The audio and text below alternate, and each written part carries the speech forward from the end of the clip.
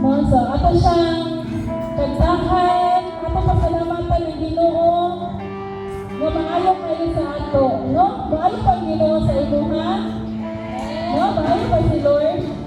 No, yatang giatiman, gitagaan taliya sa tanan natong gikinahanglan. Ang Ginoo gyud maayo sa ato, Amen.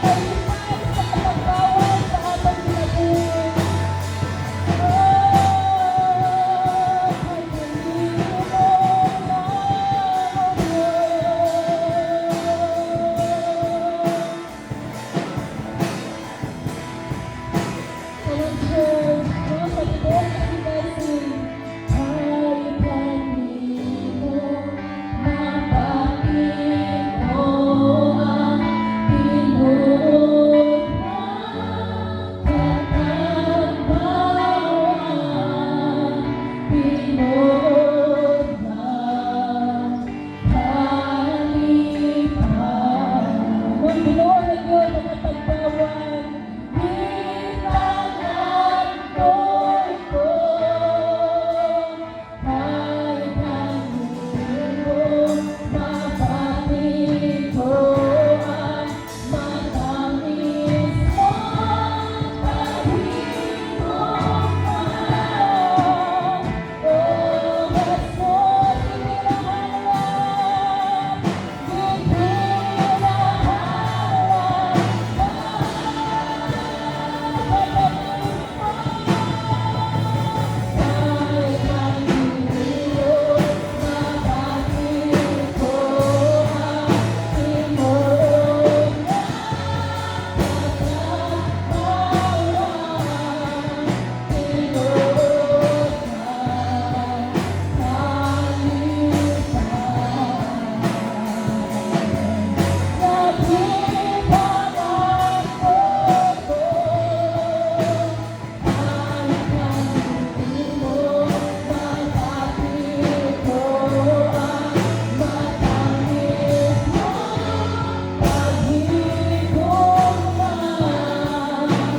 O Jesus, ipinahalan,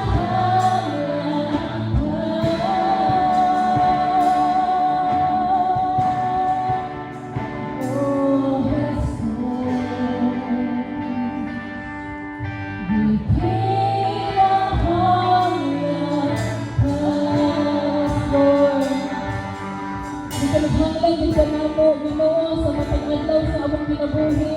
Kay kung walang kalon, walang kami mabuhay, Lord. Ikaw yun ang Ginoo na natagbawan, Lord. Huwag dili ang kalimutan, Ginoo. Akong gihatag sa mag-scripture reading.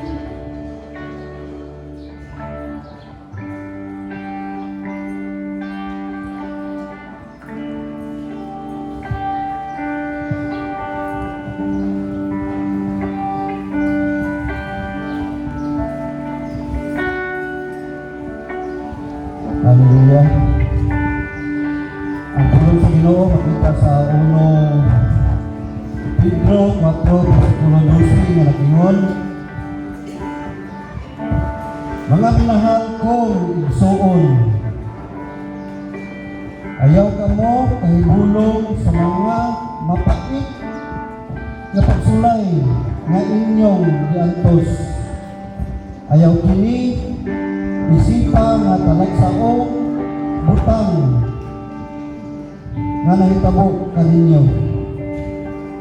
Hallelujah. Pwede ko lang matulong sa pag-ampok. Yes, Lord, kanimo amahan, nga napindamhanan, mahigugmaon, maluluyon, tag-iya sa among kinabuhi. Dalaybon ka karong adlaw, Ginoo. Sa mga tagsa kinabuhi, sa mga katawhan, Ginoo, na nagtinuha, amahan karong adlaw, sa paghimaya, sa pagsimba sa mong buhing pangalan, amahan. Salamat, Ginoo, Lord God.